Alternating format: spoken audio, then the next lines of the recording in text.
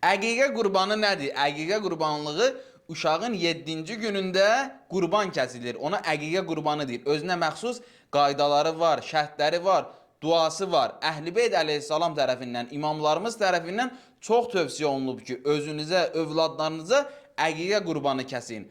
Əgər oğlandırsa erkək, qızdırsa dişi kəsilsin. Nə qədər heyvan böyük olarsa, o qədər də gözəldir, yaxşıdır.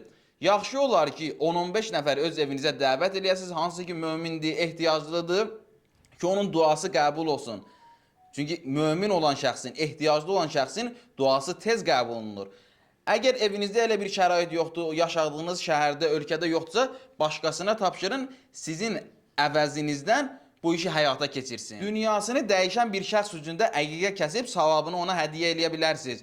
Yaxşı olar ki, dediyim kimi öz evinizə dəvət eləyəsiniz. Olmazsa elə ehtiyaclı ailələrə 10-15 pay edib paylayın. Bundan əlavə də şərdən, bəladan, xətadan amanda saxlayır. İnsanın öz gələcəyi həyatında müsbət təsirləri var. Xeyri, faydası, bərəkəti də çoxdur. Əhl-i Beyt əleyhissalam tərəfindən çox tövsiyə olunub. Yaxşı olar ki, ata və ana o ətdən yeməsinlər. O şəxslər ki, ondan zəhməti olub. Yaxşı olar ki, ətin 1/4 hissəsini uşağı dünyaya gətirən xanıma verilsin.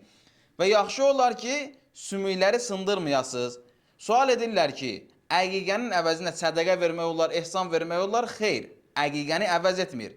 Əqiqəni yalnız əqiqənin özü əvəz edir. Yəni, qurban kəsməlisiniz əqiqə niyyətinə, dediyim qaydalara, şərtlərə də əməl etməlisiniz. Bunlar müstəhəbdir, savabdır. Nə qədər bacarsaz, əməl edin. Əgər bacarmadığınız bir şey də olsa, heç bir eybi iradı yoxdur. Əsas əqiqəni kəsməkdir.